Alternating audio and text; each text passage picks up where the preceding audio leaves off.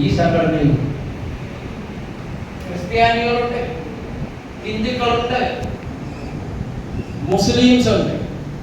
അങ്ങനെ കേരളത്തിലെ എല്ലാ സമുദായത്തിന്റെയും പ്രാതിനിധ്യം നമ്മുടെ ഈ സംഘടനയിൽ.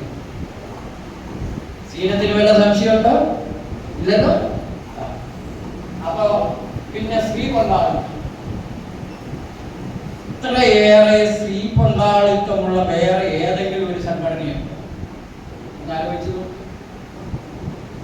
അത് നല്ല 24 കാരറ്റാണ്. ഈ കൂടെ നമ്മുടെ കൂടെ നിൽക്കുന്ന മുഴുവൻ മകളായ രത്നങ്ങളും 24 കാരറ്റാണ്. ഞാൻ ഈ കഴിഞ്ഞ ദിവസം സ്ത്രീ സമത്വത്തിനും ഈ നമ്മുടെ ശൈലജ ടീച്ചറിനെ അവമാനിച്ചതിനെതിരെ ഒരു വോയിസ്, ഈ 24 കാരറ്റിനുള്ളവരെ കല്ലുണ്ടോ ഇടയ്ക്കൊക്കെ ആ വഴിക്ക് പോയി അവർക്കൊന്ന് കേട്ട് പരിസ്ഥിതിക്കെതിരായിട്ടുള്ള കയ്യേറ്റത്തെ എതിർക്കുവാൻ, മനുഷ്യ സ്നേഹത്തിന് വേണ്ടിയിട്ട് നിലകൊള്ളുവാൻ നമുക്ക് സാധിക്കണം എന്നാണ് എനിക്ക് അപേക്ഷിക്കാനുള്ളത്.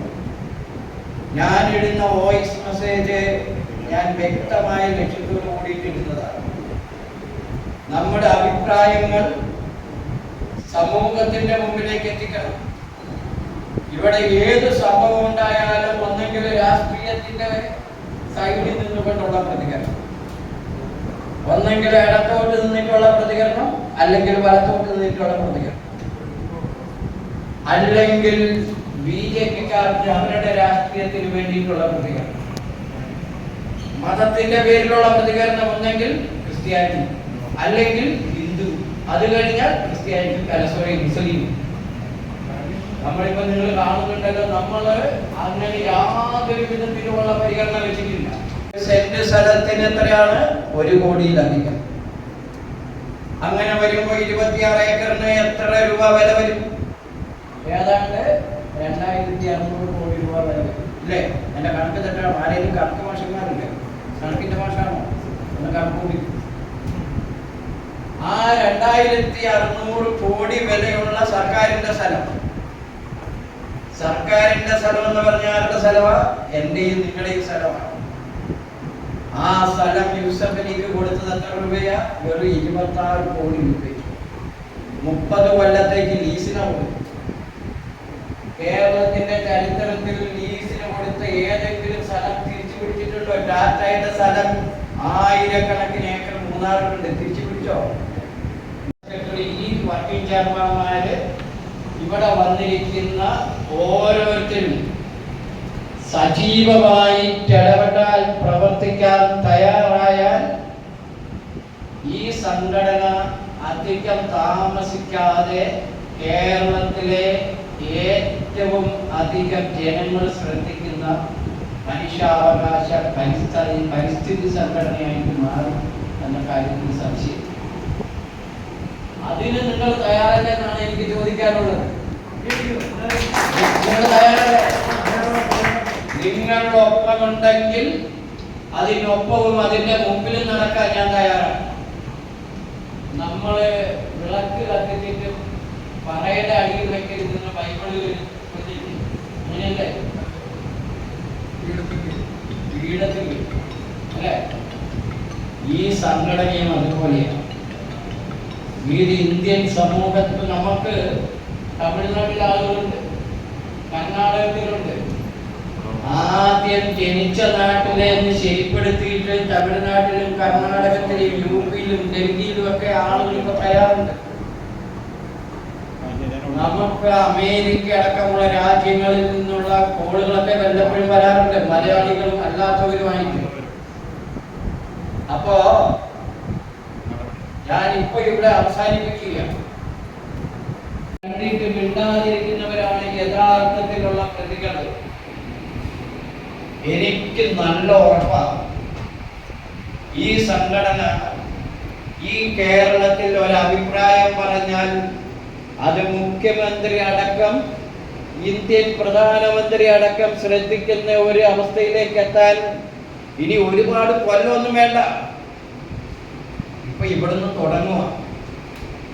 നമ്മൾ ഓരോ ആദ്യമായി ഭാരവാഹികളുടെ യോഗം വിളിച്ചു കൂട്ടുന്ന ഈ സംഘടന ലോകത്തിന്റെ നെറുകയിലെത്തുമെന്ന് പ്രഖ്യാപിക്കാൻ എനിക്ക് യാതൊരു മടിയുമില്ല. നമ്മുടെ ഈ സംഘടന, വേൾഡ് സോഷ്യൽ റൈറ്റ്സ് കൗൺസിൽ എന്ന് പറയുന്ന ഈ സംഘടന വ്യക്തമായ പദ്ധതിയിലൂടെയാണ് മുന്നോട്ട് പോകുന്നത്. പിണറായി വിജയൻ മുഖ്യമന്ത്രിയായതിനു ശേഷം ഒരു തവണ പോലും ഞാൻ അദ്ദേഹത്തെ കാണാൻ പോയി. അന്നും ഇതിന്റെ മുമ്പത്തെ ആരോഗ്യമന്ത്രി ശൈലജ ടീച്ചർ ഞാനുമായിട്ട് വ്യക്തിപരമായിട്ട് വളരെ സ്വാതന്ത്ര്യത്തോടെ ഇടപെടാനുള്ള ബന്ധമുള്ള ഒരു ടീച്ചറായിരുന്നു. ഒരേ ഒരു തവണ മാത്രമേ ഞാൻ ടീച്ചറിനെ കാണാൻ പോയിട്ടുള്ളത്. എന്റെ ആവശ്യത്തിന് ആരും ഒരു കാര്യം പറഞ്ഞില്ല. അന്ന് ടീച്ചർ എന്നോട് പരിഭവം പറഞ്ഞു, ഞാൻ ഈ സ്ഥാനത്തെത്തിയിട്ട് ഇതുവരെ നീ വഴിക്കൊന്നും വന്നില്ലെന്ന്. ഞാൻ പറയുന്നതല്ല, ഇപ്പൊ ഇവിടെ ഇരിക്കുന്ന നമ്മുടെ നേതാക്കന്മാർ, വേൾഡ് സോഷ്യൽ റൈറ്റ്സ് കൗൺസിലിന്റെ നേതാക്കന്മാരെല്ലാം ഒരു രീതിയിലല്ലെങ്കിൽ വേറൊരു രീതിയിൽ സമൂഹം അറിയപ്പെടുന്ന ആൾക്കാർ. ചാരിറ്റി പ്രവർത്തനത്തിന്റെ പേരിൽ നമ്മുടെ ജനറൽ സെക്രട്ടറി അറിയപ്പെടുന്നു. ചിത്രം വരയ്ക്കുന്നതിന്റെ പേരിൽ ലോകം മുഴുവൻ അറിയപ്പെടുന്ന ആളാണ് നമ്മുടെ വൈസ് പ്രസിഡന്റ്. അതുപോലെ തന്നെ നമ്മുടെ വർക്കിംഗ് ചെയർമാൻ രാവൽ ചാക്കോ, വേറൊരു വർക്കിംഗ് ചെയർമാൻ ദൈവദാസനായിട്ട് വർക്ക് ചെയ്യുന്നത് ആളാണ്. നമ്മുടെ വൈസ് ചെയർമാനായിട്ടുള്ള ശ്രീമതി സിന്ധു രാഷ്ട്രീയ രംഗത്ത് അനുഭവ സമ്പത്തുള്ളതാണ്, പ്രവർത്തന പാരമ്പര്യമുള്ളത്. നമ്മുടെ ട്രഷറർ ശ്രീമതി കീര, നമ്മുടെ സംസ്ഥാന സെക്രട്ടറി ശ്രീ ജോൺ വർഗീസ്, ഇവരൊക്കെ ഇടതടവില്ലാതെ കാരുണ്യ പ്രവർത്തനങ്ങൾ നടത്തിക്കൊണ്ടിരിക്കുന്നവരാണ്.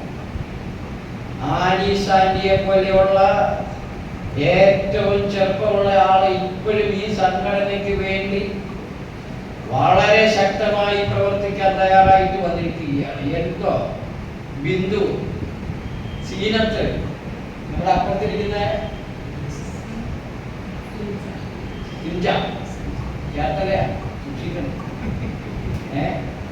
അപ്പൊ അങ്ങനെ ഈ സംഘടനയുടെ എന്റെ എല്ലാവിധ പ്രവർത്തനത്തിനും നിഴല് പോലെ എന്റെ കൂടെ നിൽക്കുന്ന യോഗേഷ്,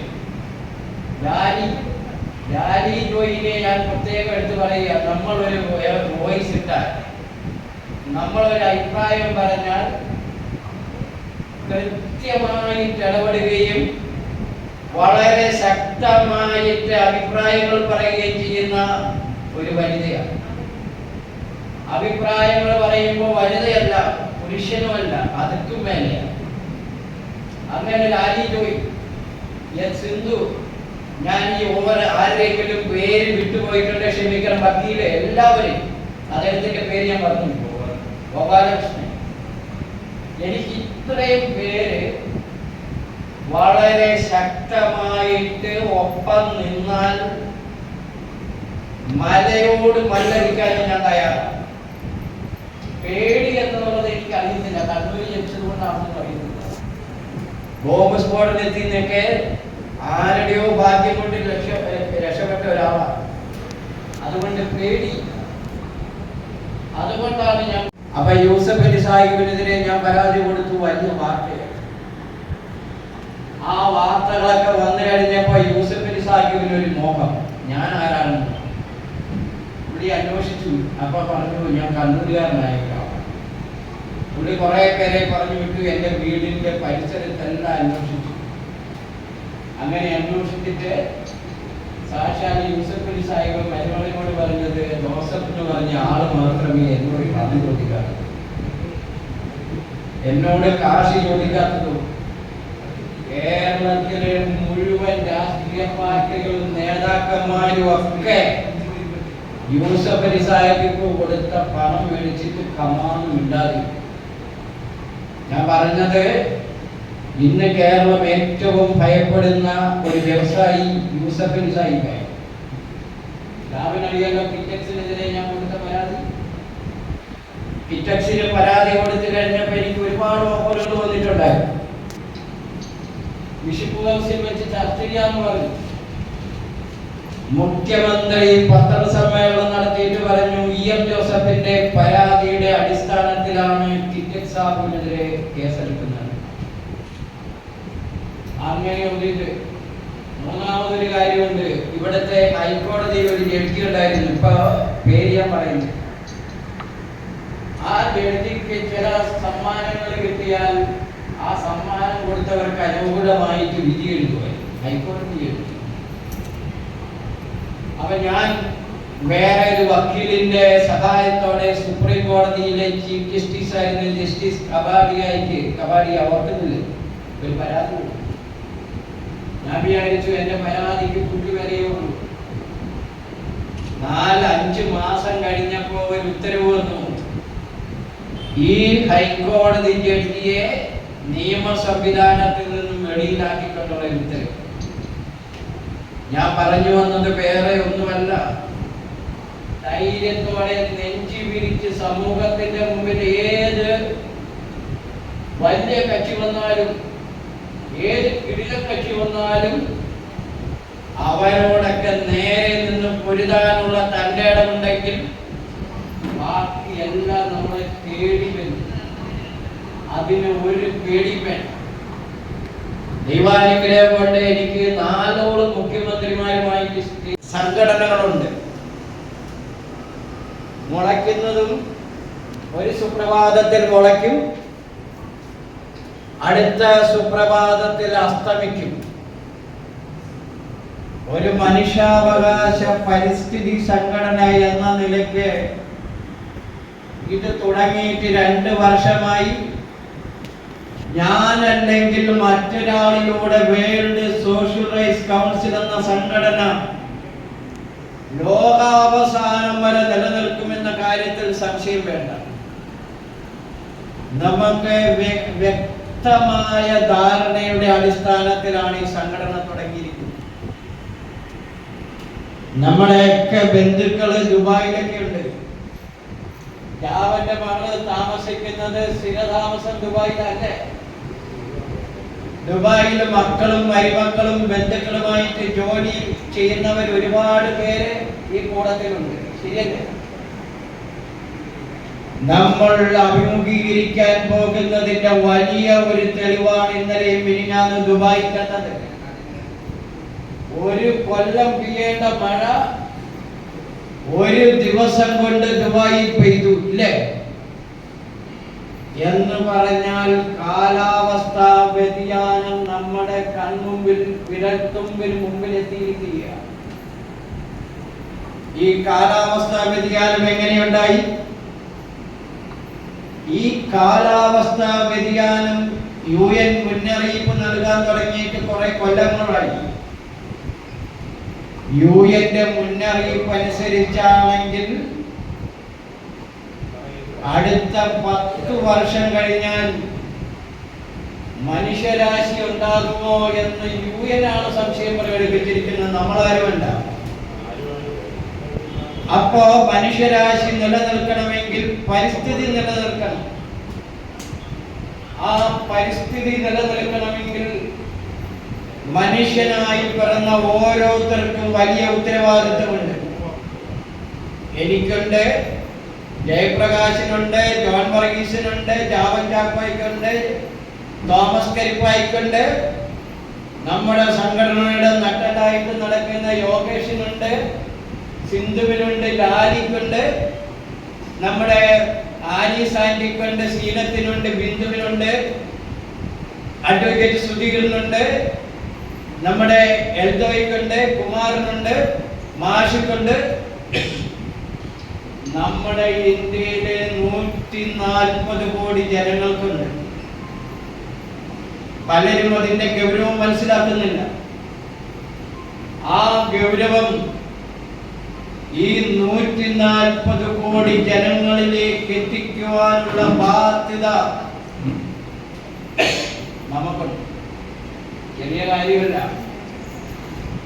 വലിയ ഉത്തരവാദിത്തമാണ്. ആ ഉത്തരവാദിത്തം ഞാൻ ഏറ്റെടുക്കുന്നത് എന്റെ ശക്തിയിൽ വിശ്വസിച്ചിട്ടോ എന്റെ കഴിവിൽ വിശ്വസിച്ചിട്ടോ അല്ല. എന്നോടൊപ്പം ഈ സംഘടനയുടെ നേതാക്കളായിട്ട് നിൽക്കുന്ന നിങ്ങൾ ഓരോരുത്തരെയും വിശ്വസിച്ചിട്ടാണ്. ഒരു കാര്യം ഞാൻ പറയട്ടെ, ഈ ഉത്തരവാദിത്തം ഏറ്റെടുക്കുന്നതിൽ എനിക്ക് യാതൊരു പേടിയുമില്ല. കാരണം ഈ സംഘടനയ്ക്ക് വേണ്ടി നമ്മൾ ഇതിനു മുമ്പ് പല കാര്യങ്ങൾ ചെയ്തിട്ടുണ്ട്. പക്ഷെ അന്ന് ഈ സംഘടനയ്ക്ക് രജിസ്ട്രേഷൻ ഇല്ലായിരുന്നു. ഈ സംഘടനയ്ക്ക് രജിസ്ട്രേഷൻ കിട്ടിയത് ഡിസംബർ 1-ാം തീയതിയാണ്. ഇപ്പൊ ഇന്ന് ഏപ്രിൽ 19 ഏപ്രിൽ 18 എന്ന് പറഞ്ഞൊരു സിനിമ ഉണ്ടായിരുന്നു. അത് ഭയങ്കര ഹിറ്റായിരുന്നു അല്ല? അതുകൊണ്ട്